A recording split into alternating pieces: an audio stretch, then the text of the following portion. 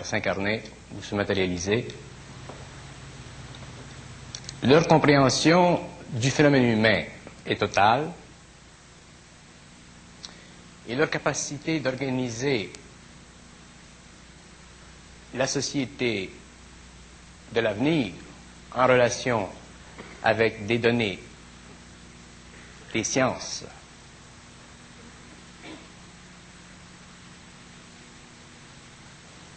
leur permettant de projeter un dynamisme dans l'avenir qui ira pendant des siècles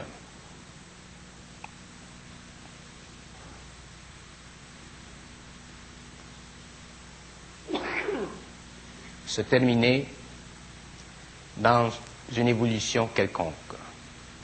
Les maîtres du monde, lorsqu'ils viennent ici, ont un plan de vie pour la planète.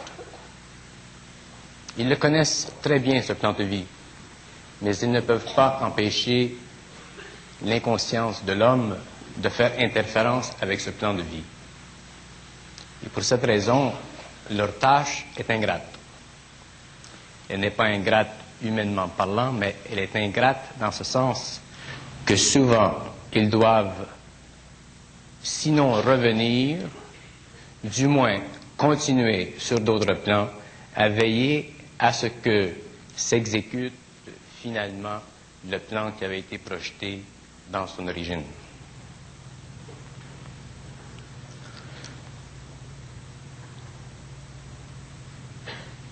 L'homme n'a pas toujours eu besoin des maîtres du monde. Lorsque l'homme a été préparé pour vivre sur la planète Terre, son âme était très jeune. L'âme n'avait aucune connaissance de l'expérience humaine. Elle était sage, mais elle était bête. Elle était belle parce qu'elle n'était pas souillée, mais elle n'avait pas d'expérience. Et elle ne connaissait pas non plus la puissance de la matière.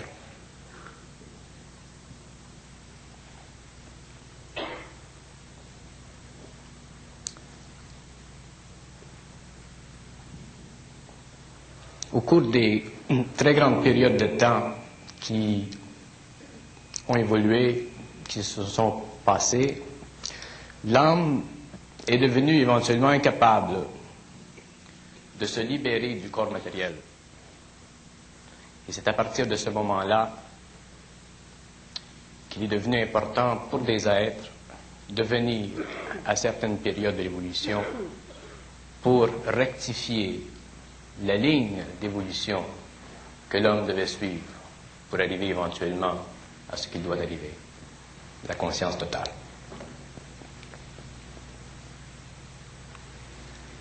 Les textes anciens, les textes orientaux, les textes égyptiens, les textes chaldéens, tous ces textes ésotériques, occultes, racontent l'histoire apocryphe de ces maîtres du monde. Mais ce que ces textes ne racontent pas, c'est la dimension de ces êtres et le pourquoi de leur intérêt à l'évolution de l'homme. Pour connaître un être d'une façon totale, il faut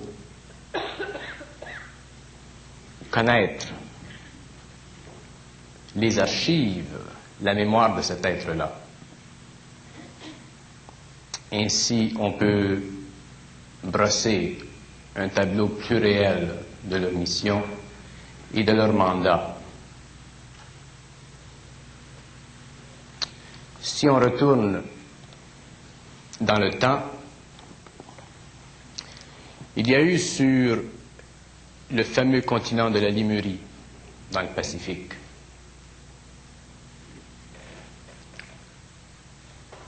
un être qui a été responsable pour la destruction finale d'une civilisation mi-éthérique, mi-physique, qui avait cessé de croître. Cette civilisation aujourd'hui continue d'exister sur les plans invisibles et le gros de sa population s'est centré ou a centré ses activités sur la Lune. La faiblesse de ces êtres, c'était la crainte.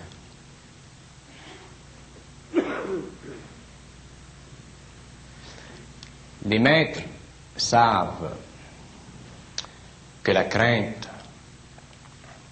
c'est un cancer, que la crainte fait partie de l'ego, que la crainte est une fondation, un bloc sur lequel s'érige la statue de l'ego. Et lorsqu'une civilisation est prise dans cette crainte, c'est très difficile pour cette civilisation de servir un plan cosmique. Elle doit être anéantie. Ses pouvoirs d'évolution biologiques ou psychiques doivent être retardés et souvent elle doit être envoyée à évoluer sur une autre planète.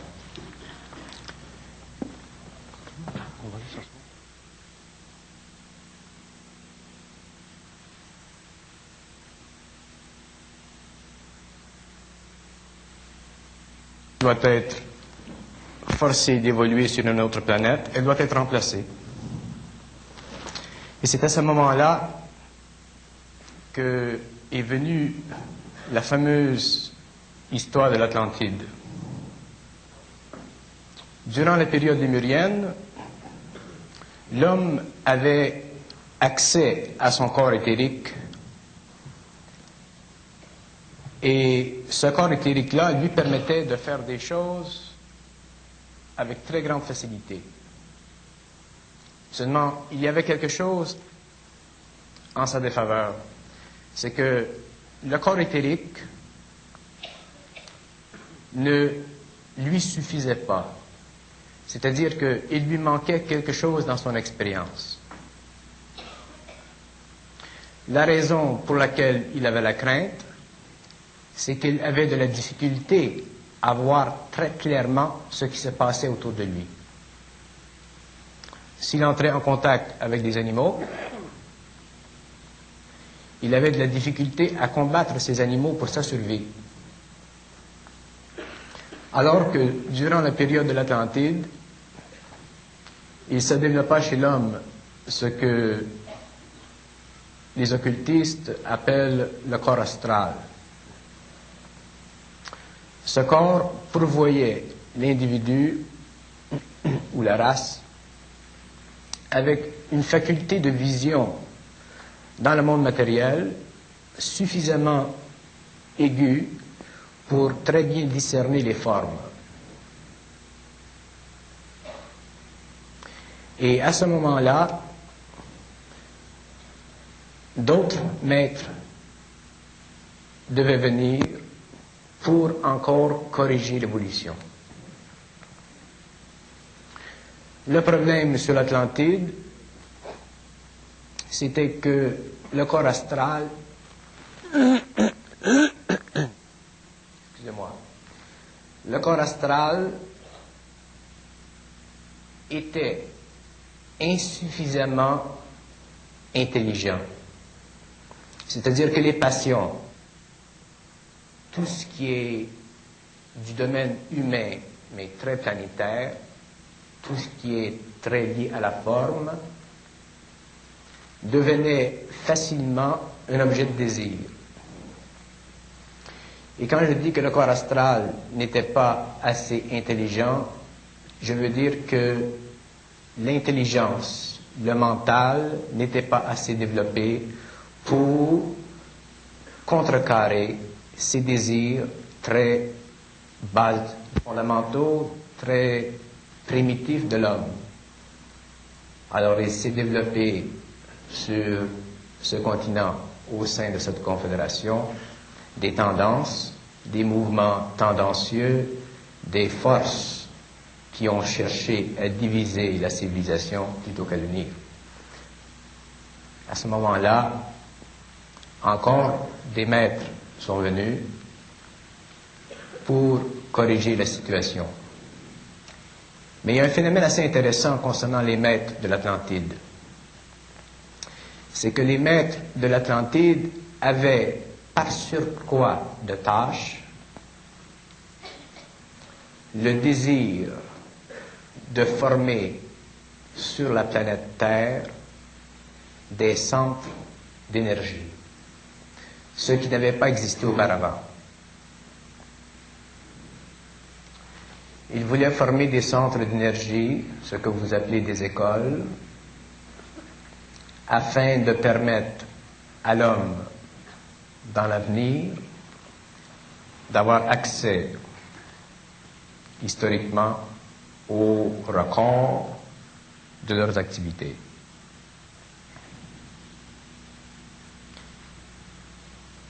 Lorsque l'Atlantide a été détruite,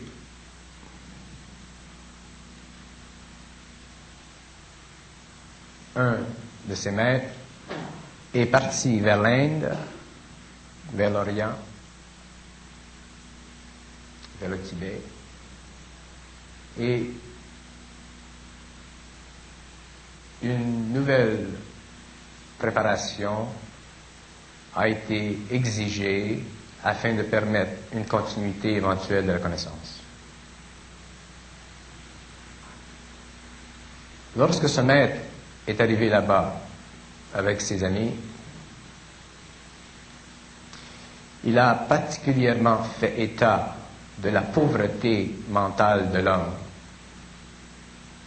de la nécessité de créer une race qui pourrait éventuellement amener l'homme à se servir d'une façon précise de sa pensée, sans pour cela détruire la grande faculté intuitive qu'il possédait alors. Mais les hommes ne suivent pas l'évolution des principes par leur supramental. Les hommes fuient constamment les conditions d'évolution sans s'en apercevoir, de sorte qu'éventuellement d'autres maîtres doivent venir ou apparaître sur la scène mondiale pour corriger l'évolution, sa ligne de développement et permettre éventuellement une réorganisation de la conscience humaine. Plus loin dans le temps, je passe, il y a eu des maîtres entre-temps, mais plus loin dans le temps, un autre maître est venu, un maître spécial cette fois-ci, celui que nous connaissons dans l'Occident comme étant le Christ.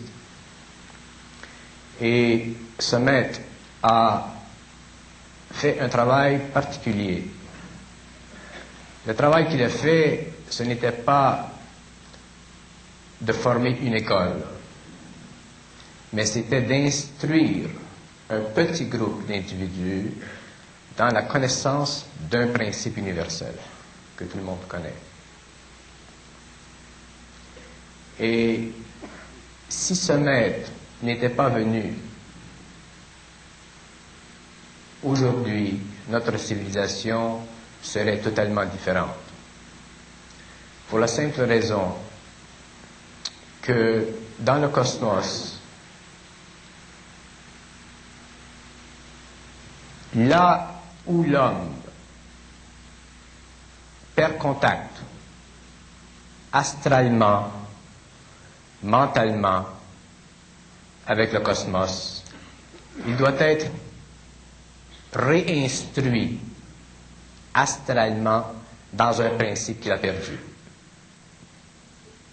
par voie naturelle. Autrement dit, le concept de l'amour n'existait pas sur l'Atlantide. Il n'existait pas durant la période lémurienne. Il a été institué durant la période chrétienne parce que ce concept pouvait être compris par l'intelligence et saisi par le cœur. Mais le maître savait que l'homme ne pourrait pas appliquer dans sa vie ce concept d'une façon parfaite parce que le concept de l'amour est un concept cosmique. C'est un principe cosmique. Et pour le vivre d'une façon cosmique, il faut le tuer sur le plan spirituel. Alors, l'aspect occulte du principe de l'amour sera connu dans les siècles qui viendront, et l'homme comprendra alors que l'amour, ce n'est pas un sentiment, c'est une faculté, c'est un pouvoir de cohésion, c'est un principe d'organisation sociale à tous les niveaux, et lorsque l'homme possédera ce principe d'une façon totale, c'est-à-dire que lorsqu'il aura accompli les étapes nécessaires pour lui permettre d'entrer en contact avec son propre ajusteur de pensée, à ce moment-là, ce qu'on connaît comme l'amour aujourd'hui sera transmuté dans un pouvoir d'exercice sur le règne végétal. Seulement sur le règne végétal.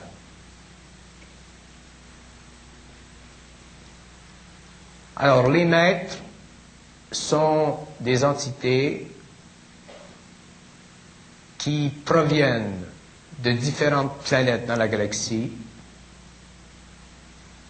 ou qui proviennent de différents plans dans le cosmos. C'est très important de reconnaître qu'il y a des maîtres qui n'ont plus à évoluer, qu'il y a des maîtres qu'on peut appeler des êtres descendants, et qu'il y a des maîtres qu'on peut appeler des êtres ascendants. Le Christ était un maître, était un être descendant. Un être tel que lui n'a rien à apprendre, il sait tout. Les maîtres qui sont ascendants ont à apprendre, ont des erreurs à commettre, parce que ceci fait partie de leur évolution. Et c'est pourquoi c'est très important pour une humanité de reconnaître intuitivement si un maître est ascendant ou descendant. Si le maître est ascendant, il vous attirera à lui. Vous irez vers lui. S'il est descendant, il ira vous chercher. C'est la grande division.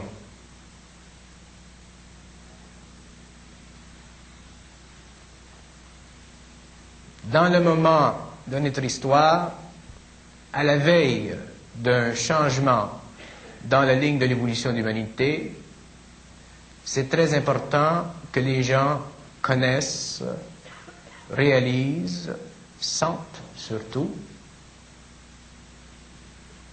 la vibration des maîtres. Les maîtres qui sont ascendants ont une fonction très importante pour l'humanité. Les maîtres qui sont descendants n'ont aucune fonction pour l'humanité. Les maîtres qui sont descendants établissent sur la planète une vibration qui donne à l'évolution de la civilisation une orientation. Les maîtres ascendants ne donnent pas, ne créent pas de vibration sur la planète seuls, mais ils peuvent le faire en groupe. Et les maîtres ascendants le feront en groupe lorsqu'un maître descendant viendra et s'unira à eux par le centre. D'ici à ce temps-là, ils devront œuvrer seuls et faire ce qu'ils ont à faire dans le cadre de leur compréhension. Nous allons vivre dans les 4-5 prochaines générations une vie de plus en plus bouleversante, mais aussi une vie de plus en plus grande, parce que nous allons vers une nouvelle expérience. Nous allons vers une nouvelle dimension. Il y a des hommes sur la planète Terre qui entreront en contact avec l'éther, qui entreront en contact avec l'invisible, qui verront dans l'invisible, pas par le biais du corps astral. Ils se serviront de leurs yeux physiques. Ils communiqueront par télépathie. Ils connaîtront les secrets de la lévitation. Ils connaîtront la science cosmique. Ils appliqueront la science cosmique.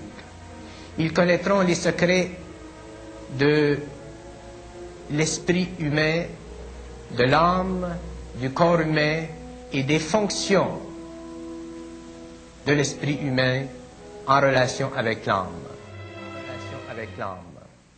Ils connaîtront la différence entre l'âme et l'esprit. Ils connaîtront les mensonges de l'esprit. Ils connaîtront les mensonges qui doivent être imposés à l'âme pour la correction de ses erreurs antérieures. Ils connaîtront la loi du mensonge. Ils connaîtront pourquoi l'homme doit vivre le mensonge cosmique. Ils verront clair. Nul ne pourra leur mentir. Il n'y aura pour eux aucun maître. Avant que ce temps arrive, l'homme doit souffrir. Il y aura sur la planète beaucoup de souffrances, et déjà aujourd'hui, nous en connaissons un peu. Attachés au centre de la planète, toutes ces forces devront, un jour ou l'autre, entrer en confrontation totale, cataclysmique, avec les intelligences que nous retrouvons dans les plans lumineux. Et qui sera pris dans ce conflit? L'homme.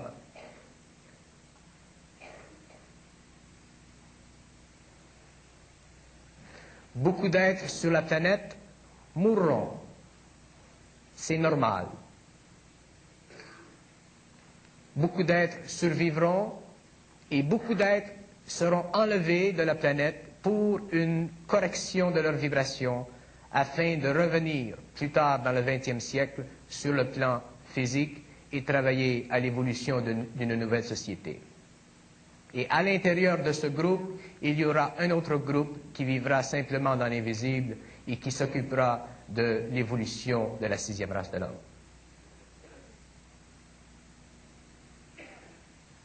Aux confins des choses, aux confins du territoire psychique, il y a une limite. Et cette limite, elle est dans chacun de nous. On ne peut pas comprendre certaines choses tant que nous ne sommes pas arrivés à un certain niveau de développement mental. On ne peut pas se servir de nos émotions intuitives, de nos facultés psychiques intuitives, d'une façon parfaite, tant qu'il y a en nous de la coloration, tant qu'il y a en nous de la crainte, tant qu'il y a en nous de la subjectivité. Souvent, les gens me disent telle chose est négative ou telle chose est subjective. Les gens ont de la difficulté à séparer l'un avec l'autre. Il y a une grande différence entre la subjectivité et la négativité. Il y a des gens qui sont foncièrement négatifs. Foncièrement négatifs. C'est-à-dire qu'ils ont une déformation de caractère qui est basée sur une faiblesse de l'âme. Il y a des gens qui sont subjectifs. Mais il ne faut pas mettre ces gens dans le même bateau. Parce que les hommes sont beaucoup plus grands qu'ils ne sont petits. Rares sont les hommes qui veulent faire mal pour rien. Et souvent, les hommes qui font mal pour rien ne le font pas d'une façon volontaire, ils le font parce qu'ils ont un émotif qui n'est pas stabilisé.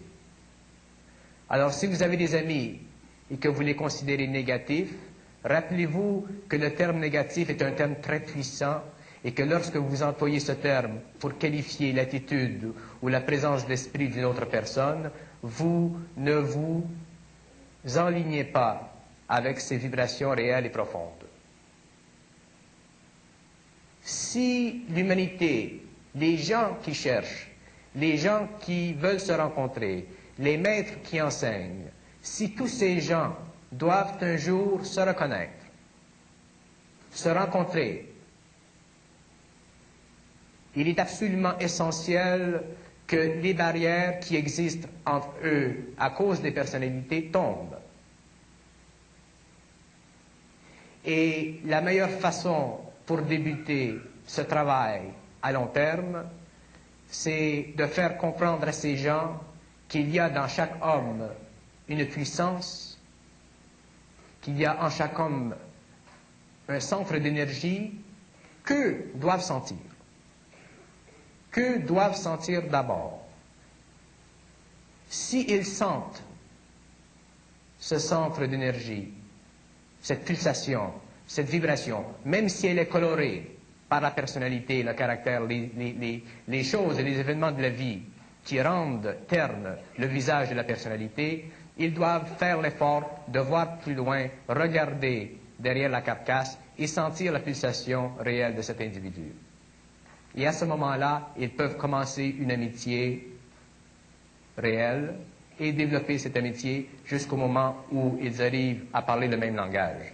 Et petit à petit, s'élever sur la vibration de l'intuition pour éventuellement en arriver à comprendre des choses qui ne se comprennent pas par l'intellect, c'est-à-dire des choses qui appartiennent au supramental et qui sont données à l'homme au fur et à mesure qu'il a mis de côté ses émotions subjectives humaines. Lorsque l'humanité aura atteint un certain développement dans cette direction, viendra un autre maître. Et ce maître rencontrera ces individus. Tout se fera d'une façon très rapide, tout se fera d'une façon synthétique, tout se fera d'une façon parfaite, et ces individus seront amenés en relation avec une conscience vibratoire quelque part sur la planète, afin de devenir conscients d'une façon instantanée de la réalité qui se cache derrière le masque de la matière. Tout ce qui est à la disposition de l'homme, la religion, la politique, l'argent, la matière, tout est bon. C'est l'homme qui déforme les choses.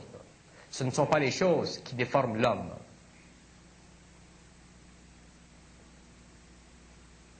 Mais pour que l'homme parte sur un pied qui l'amène éventuellement à se servir de l'autre, il faut qu'il développe en lui-même des centres de gravité. C'est ça que les gens n'ont pas, des centres de gravité. Et un centre de gravité, ça ne se développe que par la conscientisation constante, graduelle, des forces intérieures qui cherchent à briser, à rompre avec les illusions de la personnalité. Et il y a partout dans le monde des maîtres, des écoles qui enseignent des techniques ou des méthodes qui vous amènent petit à petit à ça. Mais ce n'est pas la fin. Ce que j'essaie de faire comprendre au public, c'est que nous vivons dans une dimension spatiale. Nous sommes bornés par un conditionnement temporel. Nous n'avons aucune idée ce que signifie le temps. Nous n'avons aucune idée des limites de l'espace. Nous n'avons aucune idée de la réalisation qui existe en soi-même en potentiel, et à cause de cela, nous sommes forcés presque par tendance à mettre de côté ce qui choque. Mais remarquez bien une chose, c'est que dans toute évolution, dans tout changement de cycle, dans toute pénétration des forces cosmiques sur un plan de l'évolution, il y a un changement de fréquence. Il y a une collision de l'ancien avec le nouveau. Et c'est dans le processus de cette collision entre l'ancien et le nouveau que l'homme doit prendre une position. Soit qu'il demeure avec l'ancien pour des raisons émotives, sentimentales, intellectuelles, ou qu'il se dirige petit à petit, pas tout d'un coup, mais qu'il se dirige petit à petit, qu'il donne une chance au nouveau. Et souvent, il s'apercevra, peut-être une année ou 2 années après, qu'une fois qu'il a goûté du nouveau, il est incapable de s'intéresser à l'ancien. Mais il y aura une petite nostalgie. C'est normal, parce que l'homme est sentimental. L'homme est romantique. L'homme vit dans le passé. L'homme ne peut pas plonger directement dans l'avenir parce qu'il ne connaît pas l'avenir. Et lorsqu'on se plonge dans une direction ou dans une orientation qu'on ne connaît pas, on a crainte. C'est pourquoi je dis, si on vous dit « allez vers la droite », ne le faites pas. Restez en place. Si on dit « allez vers la gauche », ne le faites pas. Restez en place.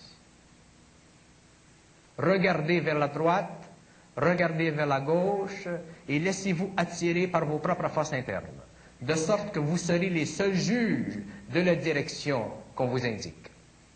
Si vous êtes vrai, vous prendrez telle direction. Si vous êtes faux, vous en prendrez une autre.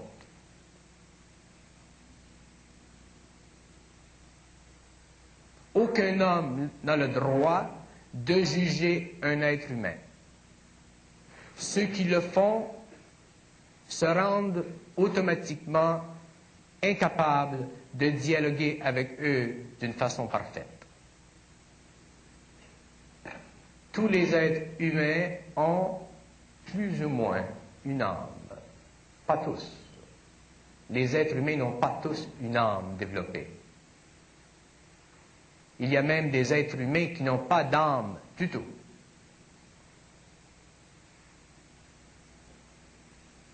Une des raisons, la science souvent parle du cloning. Dans les laboratoires américains, en Russie, on s'intéresse beaucoup à cette expérience scientifique parce qu'elle implique pour la civilisation, à l'échelle du travail, des facultés ou des pouvoirs ou des capacités très grandes. On prend la cellule d'un individu, on le reproduit. Mais je vous avertis, c'est contre les lois cosmiques de faire du cloning. L'homme n'est pas prêt à faire du cloning. La science qui existe sur la Terre, ce n'est pas de la science. C'est une forme de science. La science, elle est parfaite. La science ne fait pas d'erreur. Et si l'homme en arrive un jour à faire du cloning sans préparation, sans savoir, sans connaître les lois de l'évolution, automatiquement, il entrera dans une ère de danger aussi grand que l'ère atomique où il a mis le pied. De la même façon que l'homme n'a pas le droit de fissionner l'atome, de la même façon, l'homme n'a pas le droit encore de faire du cloning. Il y a des lois très sévères au niveau cosmique concernant le cloning. Parce que sachez que lorsque vous faites du cloning, l'âme ne s'incarnera pas. Alors, si l'âme ne s'incarne pas dans un corps qui a été produit systématiquement en laboratoire, qu'advient de ce corps? Qu'advient de ses facultés? Si vous progressez dans le temps et que vous étudiez les possibilités de la science cosmique, au niveau, par exemple, de la mémoire, et des contrôles de la mémoire sur le corps éthérique d'un être, vous réalisez très facilement que, éventuellement, l'homme pourra établir des liens vibratoires entre la mémoire éthérique et ce clone. Si ce clone est dirigé par des entités qui cherchent à retarder l'évolution de l'homme, des entités qui prennent sur la planète physique le pouvoir, si elles prennent le pouvoir du gouvernement, vous pouvez facilement vous imaginer ce qui peut se passer. En Allemagne, durant la Deuxième Guerre mondiale, il y a eu des intérêts très occultes. Le mouvement nazi, c'est un mouvement occulte, ce n'était pas un mouvement politique. Ce qu'on connaît du mouvement nazi, par la presse ou par les écrits, c'est simplement du matériel pour les intellectuels. Le mouvement nazi était foncièrement un mouvement occulte. Les gens qui travaillaient au sein de ce mouvement étaient en communication avec les forces sataniques, ce que les gens appellent les forces sataniques. Je ne veux pas entrer dans la définition de ces personnages. Alors, admettez que dans des conditions de science avancée, où vous avez un régime politique dictatorial qui a des relations étroites avec des intelligences qui veulent retarder l'évolution de l'homme, admettez que le cloning peut être très dangereux. Alors, je finis sur ça.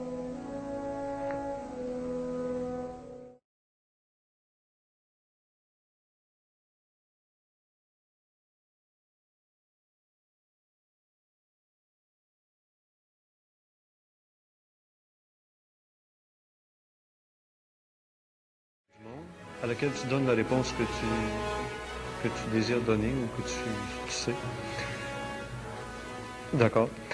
Dans les maîtres du monde et dans les initiés, est-ce qu'effectivement on doit faire une différence entre ceux qu'on a appelés les grands initiés, comme Édouard Schuré en a parlé dans un de ses livres, les grands initiés, Krishna, Rama, Bouddha, le Christ et d'autres, qui ne viennent pas d'ailleurs, et les maîtres qui viennent d'ailleurs. Et quand je dis venus d'ailleurs, je pense à Vénus aussi, puisqu'il y a beaucoup de théories ésotériques qui laissent entendre que les maîtres du monde nous viennent de la planète Vénus.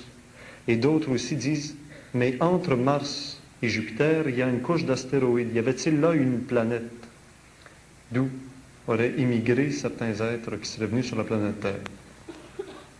Il y a deux questions là-dedans. Oui.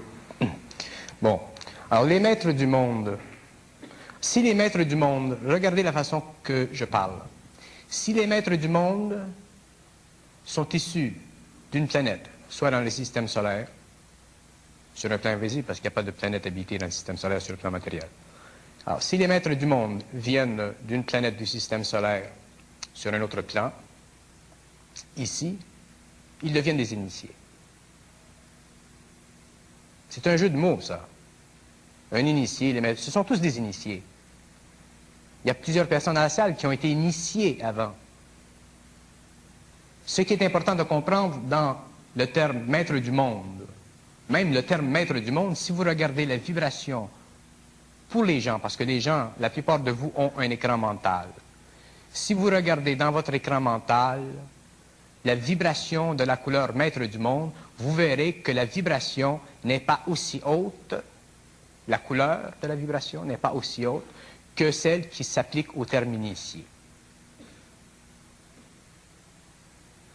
Dans la faculté de comprendre le mystère de la vie chez l'homme, il y a constamment des interférences. Les interférences sont très subtiles.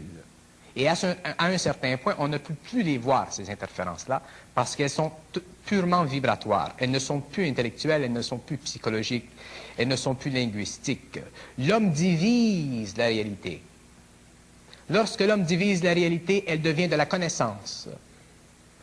Lorsque l'homme a la connaissance, il cherche à créer autour de cette connaissance-là une forme. Cette connaissance-là devient une école. Alors, l'intellect divise.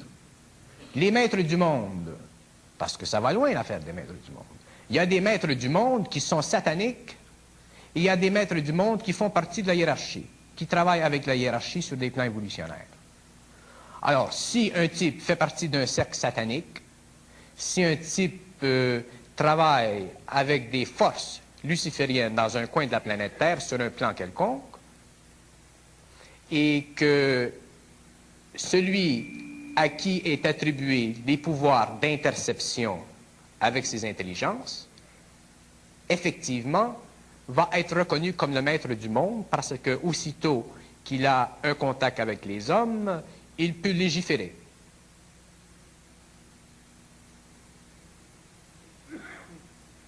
Le terme maître du monde, moi je ne l'aime pas. Si vous me parlez d'initié, la vibration est beaucoup plus pure. Parce que quand on parle de maître, on parle de domination. Quand on parle d'initié, on parle de pénétration.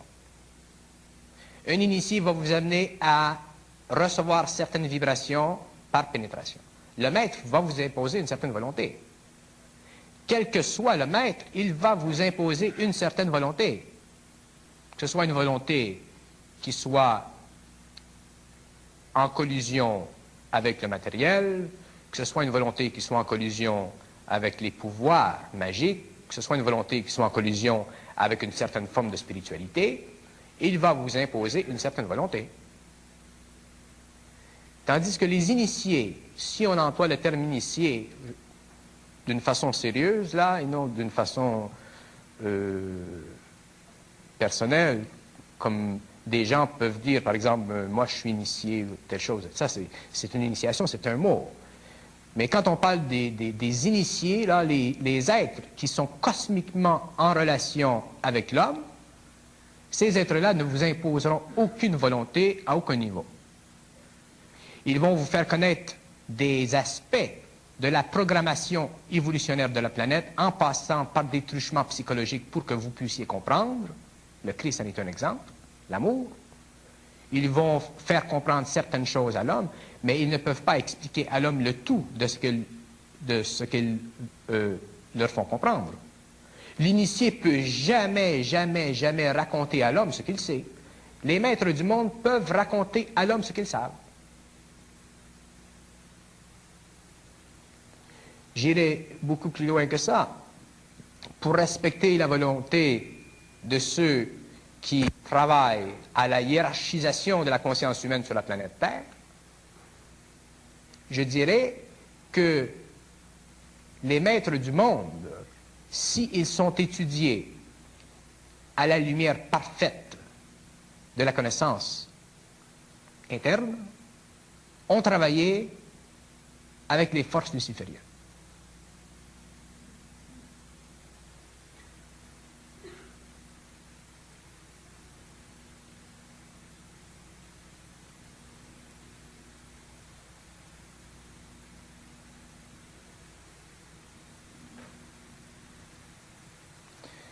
Ceux qui sont dans la salle et qui ont une capacité de voir un peu dans l'éthérique, qu'ils regardent mes deux mains. Il y a la main gauche, il y a la main droite. La main droite veut dire quelque chose et la main gauche veut dire quelque chose. Si j'étends les mains,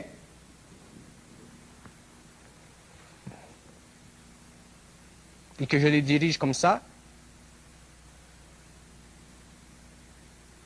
et que je les unis, ces mains,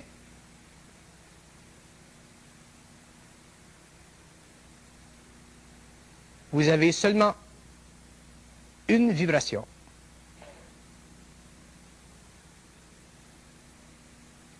Si je les mets comme ça, vous avez deux vibrations. Si je les mets comme ça, et que je fais ça, et que je fais ça, vous pouvez voir le symbole des maîtres du monde.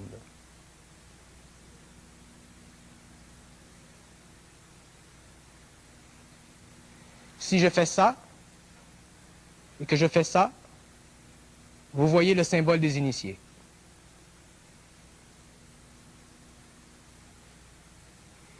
Chacun peut, par intuition, reconnaître ce qui est vrai de ce qui est faux. Si vous vous laissez prendre par des mots, ça ne fera pas de dommages sur le plan humain, mais ça retardera votre évolution.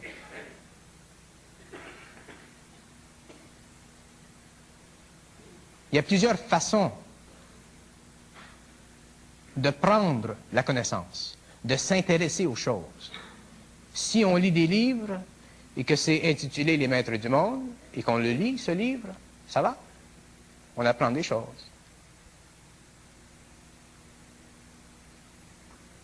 Mais si on vit dans la vibration du terme, si on travaille supramentalement avec les intelligences qui coordonnent l'évolution de l'homme, automatiquement, il y a une rupture, il y a une cessation de l'activité vibratoire en relation avec ce terme. Alors pourquoi? Il faut que l'on puisse soi-même savoir ce qui se passe. Sans cela, on se laisse influencer par des notions qui en elles-mêmes sont bien, mais qui, pour vous-même, retardent votre compréhension. Parce qu'elles vont créer automatiquement un blocage entre votre mental et le supramental.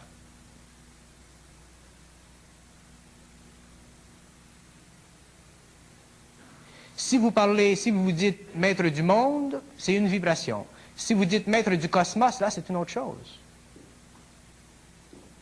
C'est une autre chose. Les maîtres du cosmos sont des initiés.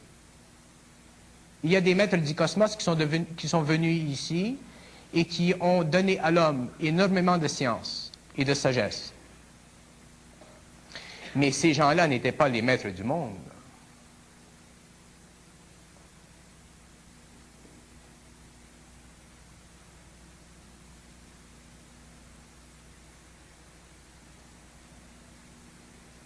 On prend à la légère les concepts, les idées ésotériques ou occultes qui nous viennent de partout dans le monde.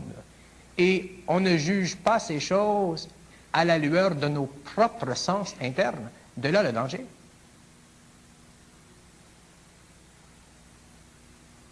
Ce qui s'est passé en Allemagne était justement ça. Ce qui se passe dans les sectes, dans les cultes, c'est justement ça.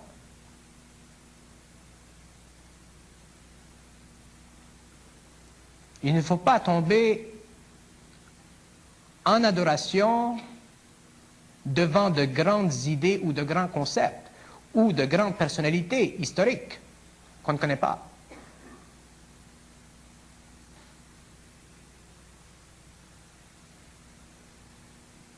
Il faut se servir du matériel historique pour se former une idée de ce qui s'est passé. Mais ce qui s'est passé, vous ne le retrouverez que dans les archives, que lorsque vous verrez dans la mémoire. Là, vous verrez. Mais ce que vous prenez d'une façon littéraire, d'une façon philosophique, ou d'une façon théologique, ou d'une façon évangélique, toutes les façons, ce sont tous des choses qui servent à cacher la puanteur de la viande. Le grand Steiner, le grand Rudolf Steiner, réalisait durant sa vie combien le monde astral était contaminé à un point tel que ceux qui voyageaient, qui allaient sur ces plans, avaient de la difficulté à voir précisément, d'une façon certaine, ce qu'ils observaient. Si les choses, si la connaissance, si les faits historiques étaient si précis, si justes, il n'y aurait pas 56 000 idées. Il y aurait une continuité. Il n'y en a pas de continuité. Il n'y a aucune continuité dans la connaissance humaine. Les historiens ésotériques ou autres font un effort louable.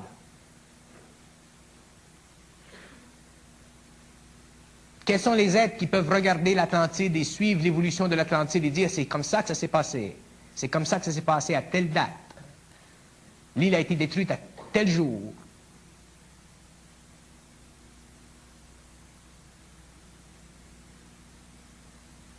Ces connaissances sont tellement profondes dans l'homme que l'homme est presque obligé de les garder pour lui-même et d'en donner un petit peu à la population.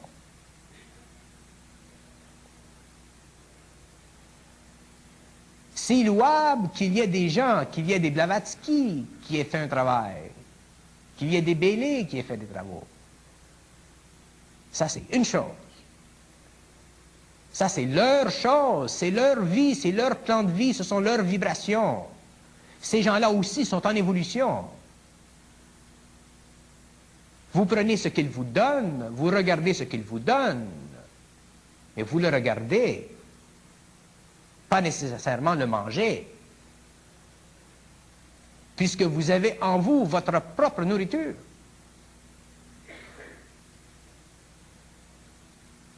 L'homme ne peut plus se permettre d'être influencé, à quelque niveau que ce soit. Là, je vous dis ça, on est en 1980. Vous verrez en 90, en 99, en 2034. L'homme ne peut plus se permettre d'être influencé. Lorsque des civilisations extérieures viendront ici en voyage pour des raisons d'expédition scientifique, pour des raisons de contact politique, je plains ceux qui n'auront pas compris que l'homme ne doit pas se laisser influencer. Parce que l'homme s'apercevra à ce moment-là que ces gens ont des pouvoirs naturels qui dépassent votre imagination. Des pouvoirs qui appartenaient dans le passé à ces maîtres du monde ou à ces initiés, mais avec lesquels la conscience moderne n'a aucun contact.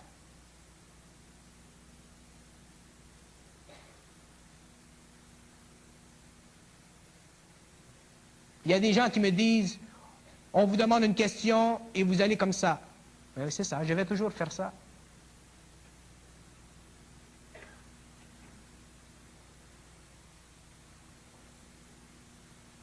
Le but de ce que je fais n'est pas dans le but de faire quelque chose. Regardez la circularité de la réponse.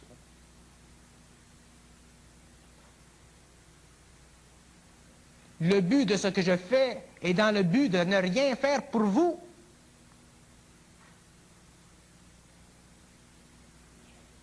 Excepté vous faire sentir par vibration ce que moi je vis par contact.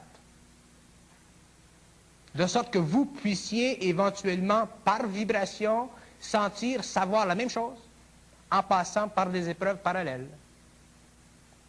S'il le faut.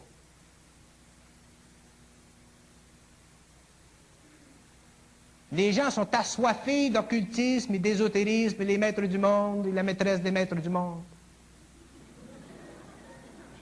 Imaginez-vous si quelqu'un un jour pouvait écrire un livre sur les maîtresses de la sexualité des maîtres du monde. Ça se vendrait comme ça. C'est normal. L'homme est assoiffé de sensationnalisme.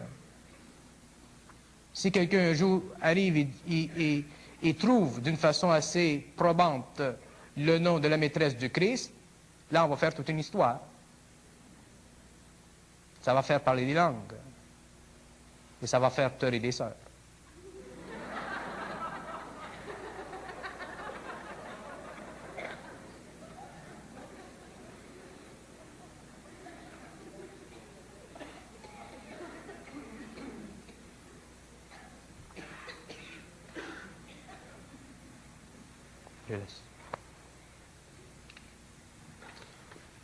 D'où venaient les hommes primitifs? N'y a-t-il pas risque que nous soyons nous-mêmes le produit d'un clonage? Non, l'homme n'est pas un produit de clonage.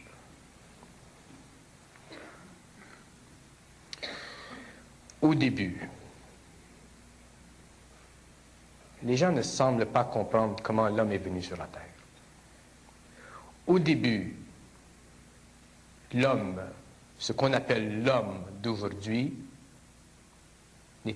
n'existait pas. L'homme original était très différent. Il était semblable à ce que les archéologues ou les anthropologues appellent le fameux Australopithecus et toutes ces choses. Il est venu un moment dans cette évolution où il y a eu contact entre, et ça c'est très tard dans l'évolution de l'homme, très tard, c'est-à-dire très rapproché de nous, où il y a eu un contact entre des intelligences venant du cosmos avec ces hommes et ces femmes, et c'est de ce contact que sont nées les races. Les races n'existaient pas au début, telles que nous les connaissons. Le chinois, l'indo-européen, l'indien. Ces races sont venues après le contact de l'homme avec des races venant du cosmos. Mais déjà, l'homme existait sur la Terre. Il n'y a eu aucun clonage. Aucun clonage. Si je sais que on parle dans certains milieux du contact entre l'homme et les extraterrestres et de ces manipulations scientifiques et tout ça.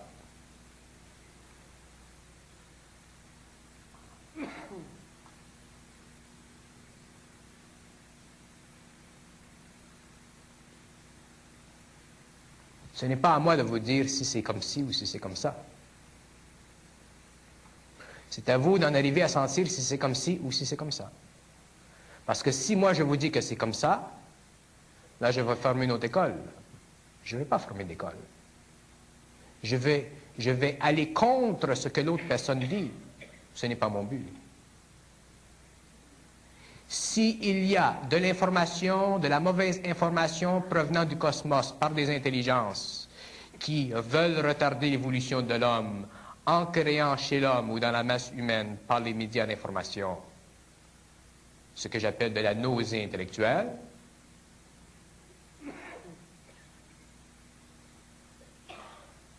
que le public, que les gens en soient avertis par eux-mêmes.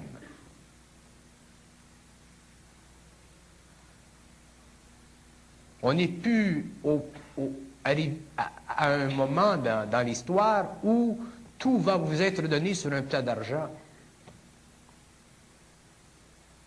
Bon, on a une question, vous avez une réponse, une autre question, vous avez une réponse, une autre question, vous avez une autre réponse.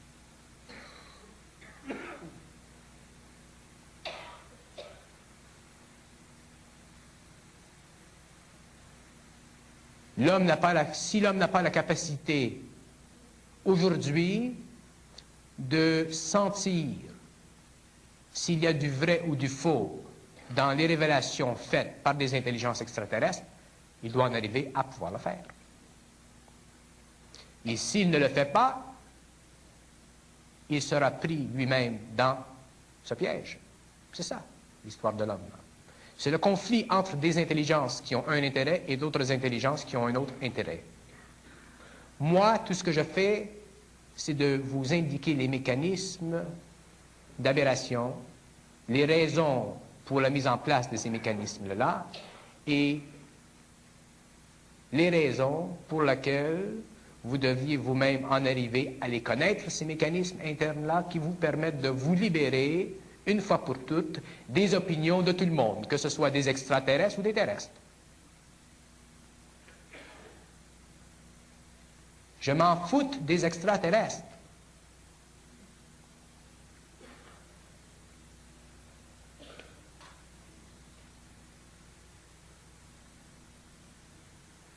Des extraterrestres qui viennent sur notre planète Terre et qui détruisent des animaux dans l'Ouest canadien ou dans le Sud-Ouest américain, ce sont des idiots. Ce sont des êtres qui ne connaissent pas, c'est-à-dire qu'ils connaissent les lois cosmiques, mais qui vont contre les lois cosmiques. Là, ils le font, ils peuvent le faire parce qu'il n'y a pas d'opposition sur notre planète. Il n'y a aucun centre d'énergie sur notre planète qui possède assez d'énergie pour se replier totalement sur lui-même. Aucun. Il n'y a aucun centre d'énergie sur notre planète qui peut, à volonté, mettre la planète dans un espace magnétique permettant à sa vie de survivre.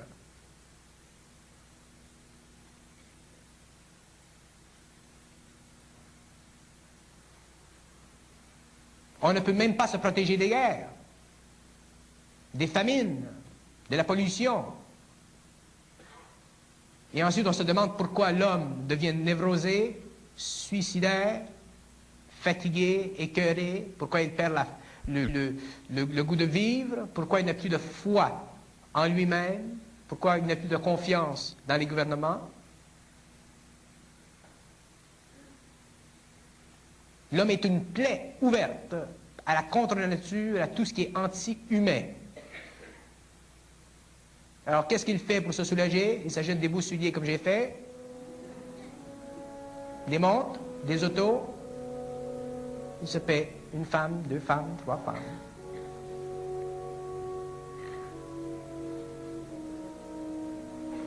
Ça, c'était la question. On ne revient pas sur la question, on est trop loin. Là.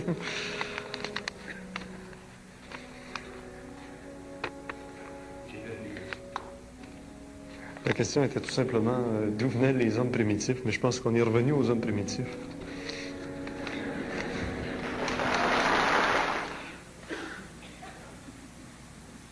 Je laisse.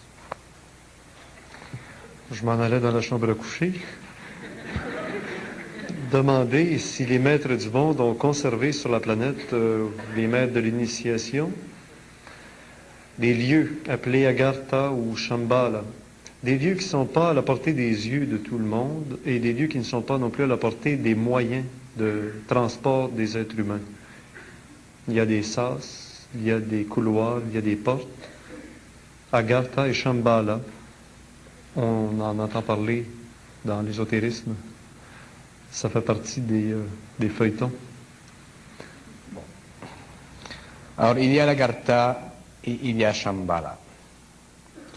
Ce sont des centres d'intelligence. Ce sont des sociétés occultes. Je déteste le terme occulte.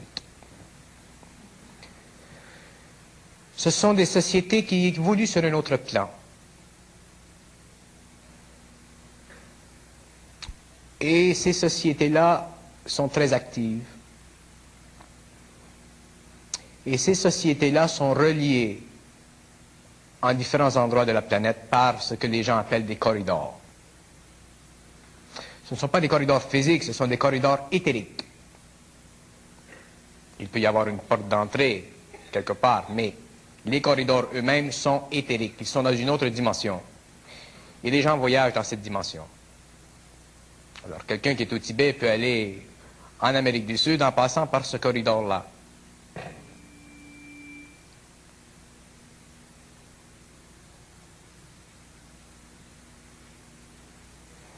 Il y a au centre de la Terre aussi une autre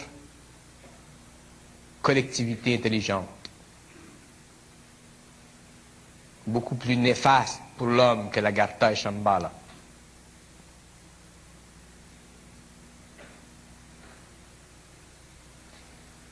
Quand on parle de l'Agartha et de Shambhala ou qu'on parle de ces sociétés intelligentes, les gens s'imaginent que les êtres qui vivent dans ces lieux sont des êtres qui s'occupent de l'évolution de l'homme.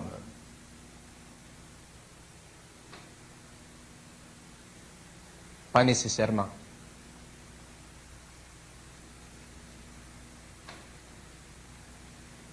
Et ce n'est pas d'eux que vous le saurez.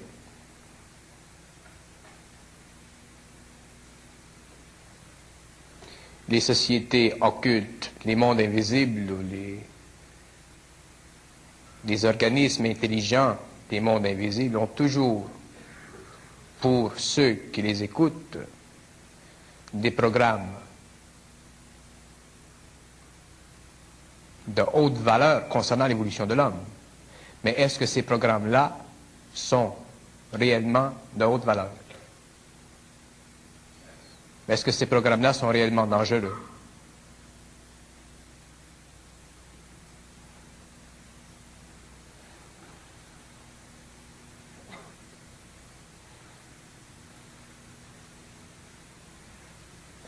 L'homme a vécu pendant des siècles une période qu'un écrivain européen a bien intitulée l'involution.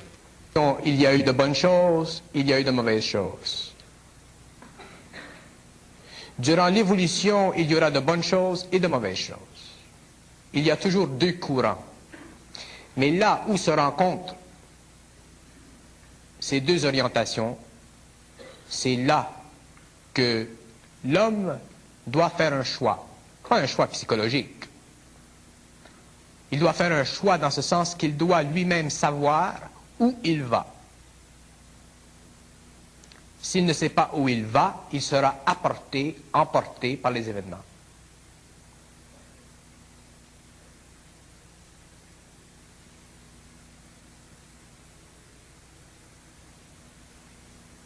Que les gens s'intéressent à Shambhala ou à Agartha, ça c'est une chose. Que les gens essaient, par le biais des déplacements astraux, d'aller dans ces régions, c'est une autre.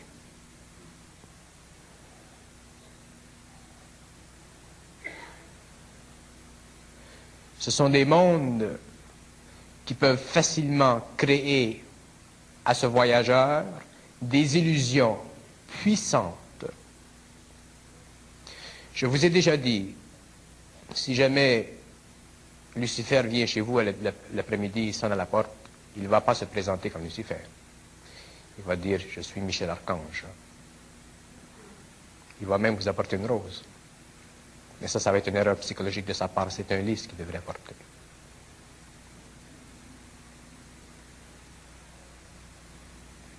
Concernant les mondes de l'Agartha et de Shambhala, c'est la même chose. Il y a deux règnes dans ces mondes. Il y a deux niveaux d'intelligence qui dominent ces mondes.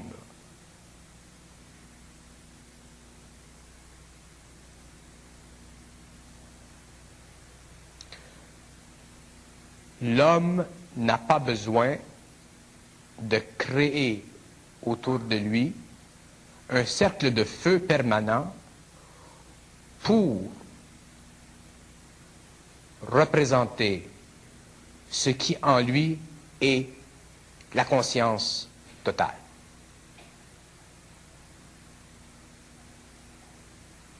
Si l'Agartha, pour se maintenir en communication avec les forces, doit se servir d'un cercle de feu maintenu en permanence, c'est parce que le feu sert à contrôler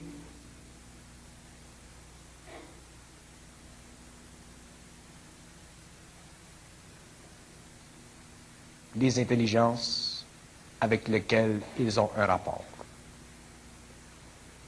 Les intelligences cosmiques, les intelligences parfaites n'ont pas besoin de feu pour être contrôlées.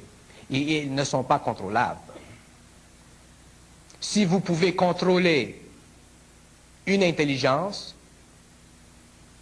vous pouvez être assuré que cette intelligence est soit arimanienne ou luciférique. Les intelligences qui sont dans les plans de perfection, dans les plans de lumière, ne se font pas contrôler. Je défie qui que ce soit, à quelque niveau d'évolution occulte, ésotérique qu'il soit, de me prouver le contraire.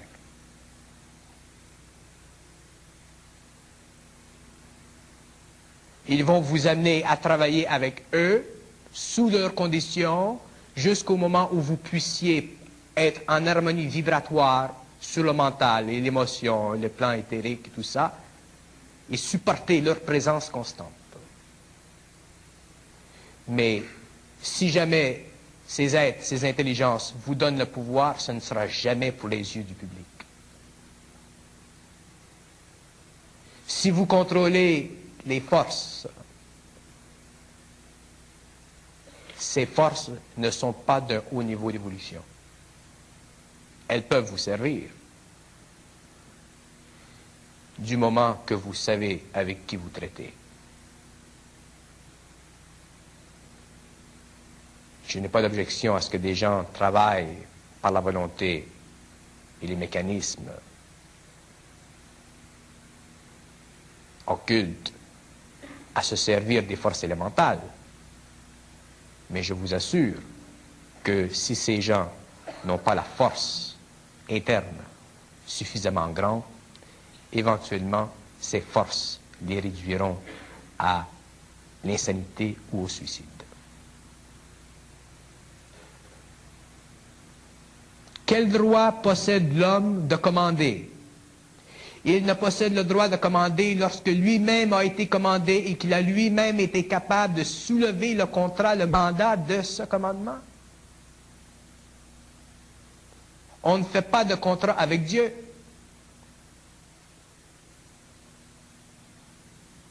On peut faire un contrat avec d'autres forces, mais on ne fait pas de contrat avec les intelligences parfaites. Ceux qui ne comprennent pas ça verront par leur expérience qu'il y a une raison derrière ce que je dis.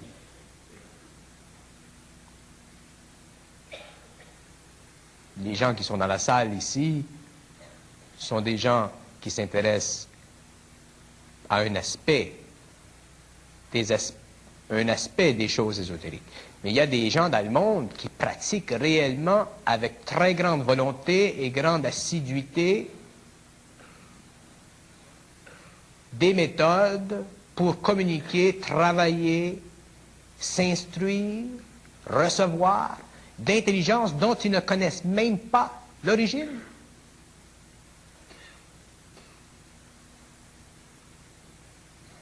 Je vous donne un exemple. Les nazis ont envoyé au Tibet, c'est connu ça ce que je vous dis, ont envoyé au Tibet une délégation pour entrer en contact avec les forces.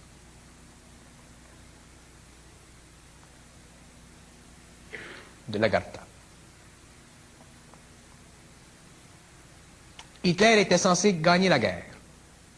Ces forces devaient supporter les activités occultes du mouvement nazi.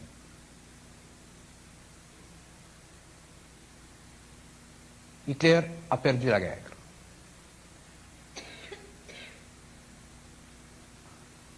Quand il a perdu la guerre, ou qu'il a su qu'il perdait la guerre, il a créé des conditions en Allemagne pour que se suicident, parce qu'ils n'ont pas voulu tomber dans ses mains, un grand nombre de personnes qui venaient de l'Orient, qui étaient liées à tout ce mécanisme.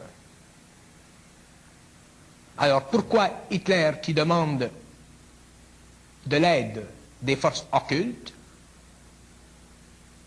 qu'on lui promet de l'aide et qu'éventuellement on le laisse tomber? Qu'est-ce qui rône?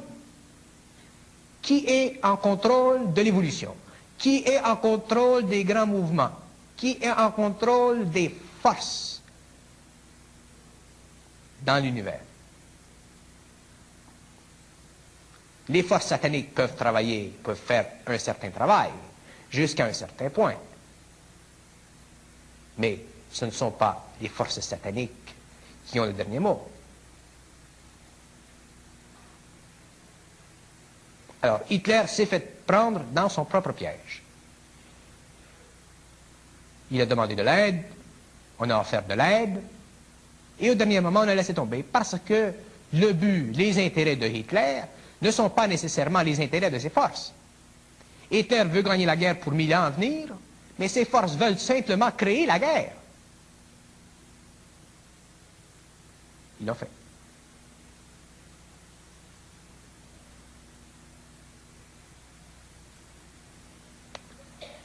Alors, que vous me parlez de Shambhala ou de l'Agartha ou de tous ces tatas, je m'en fous. Ce qui est important pour moi, ce sont mes centres de gravité. Que je ne sois pas influençable.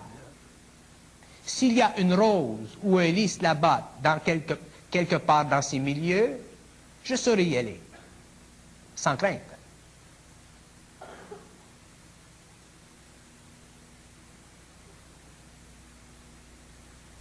Les gens au Québec sont assoiffés de ces choses. C'est bon.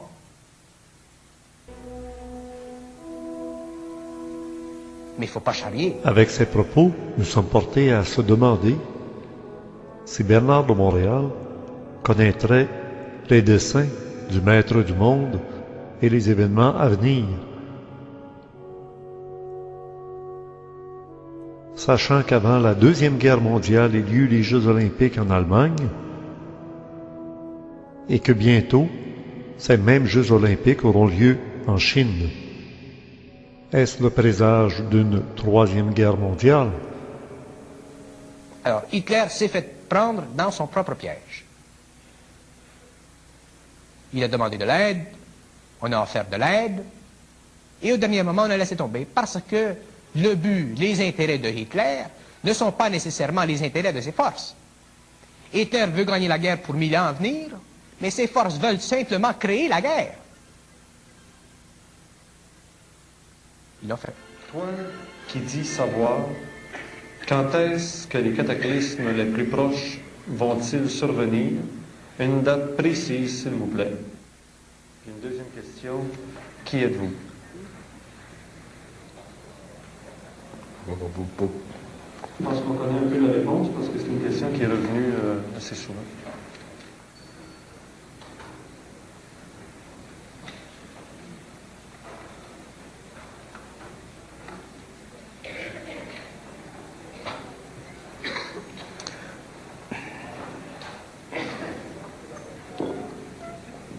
D'abord, je n'ai jamais dit que je sais, j'ai dit il faut savoir.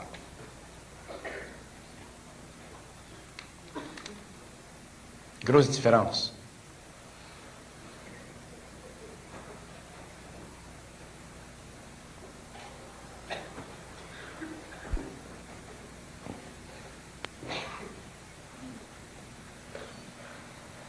De dire qu'on sait,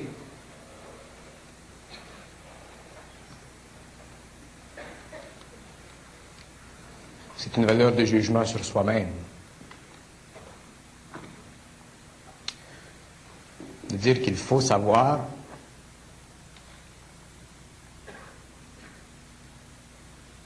c'est une condition d'existence mentale pour parvenir à la recherche de la réalité, sous toutes ses formes. Concernant les cataclysmes, j'ai aussi mentionné que je ne fais pas de prophétie. Le seul moment où je fais de la prophétie, c'est de personne à personne, mais jamais en public.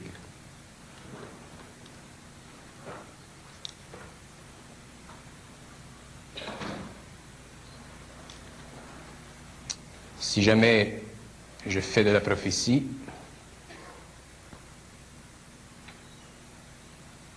ce sera assez assommant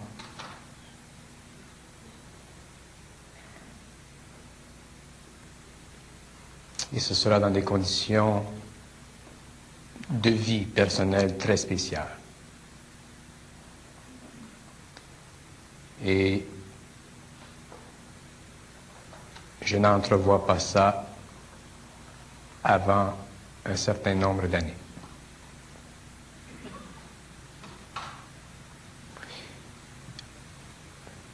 Il y a faire de la prophétie et faire de la prophétie. Être clairvoyant ou être voyant, c'est une chose. Faire de la prophétie, c'est une autre chose. Et se donner comme tâche de dire publiquement ce qui doit arriver avec certitude et précision, c'est une autre chose.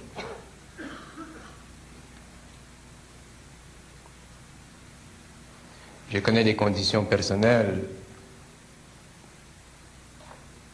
qui me permettraient de faire de la prophétie, Et ces conditions sont extrêmement rigides. Je n'ai aucune intention de faire de la prophétie, de me faire dire le lendemain que je n'avais pas raison.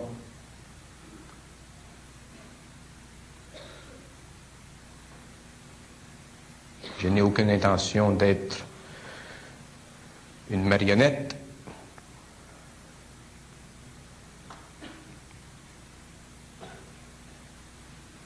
Une personne qui fait de la voyance ou de la clairvoyance, qui se trompe, ça passe.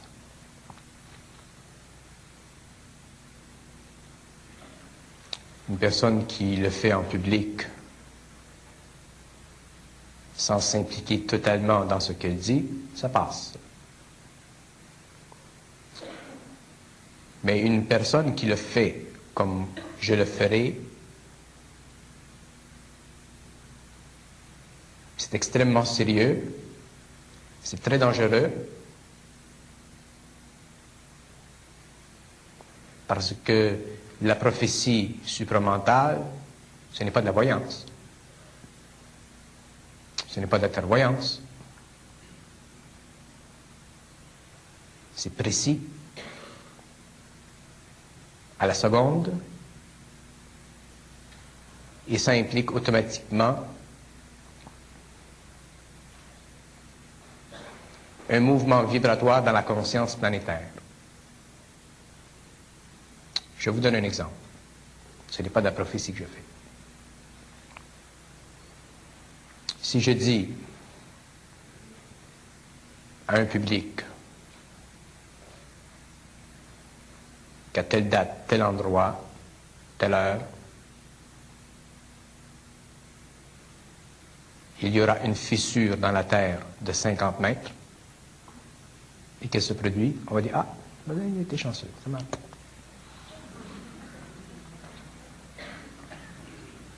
Une autre fois, je dis à la population, tel endroit, il y aura une manifestation d'OVNI à telle heure, tel jour. Ça se produit. Là, il y a un grand nombre de personnes qui ne seront pas visées parce que ça n'intéresse pas tout le monde. Si je retombe dans les choses quotidiennes et que je dis qu'un édifice va s'écrouler à New Jersey à telle date et à telle heure, un édifice qui comporte telle chose, que ça se produit, là, on va faire un petit rapprochement. Si je fais ça 50, 100 fois, 200 fois, éventuellement, je vais automatiquement attirer sur moi les regards de la presse, des médias d'information, de tout ce qui touche à l'information. Et suivant la qualité de l'information que je donne, si je parle de ce que les Américains vont faire en telle chose, ou les Russes vont faire en telle chose, là, j'attire sur moi d'autres yeux, des yeux qui sont un petit peu plus chatouillants. Et ma responsabilité, si je dois faire de la prophétie, elle est grande, et je le ferai dans des conditions qui sont totalement cachées. Par des moyens qui sont totalement cachés. Alors, qu'on ne me demande pas de faire de la prophétie. Je n'en ferai pas de prophétie. Je le fais avec des amis parce que ce sont des amis, ils ne vont pas m'amener à l'échafaud.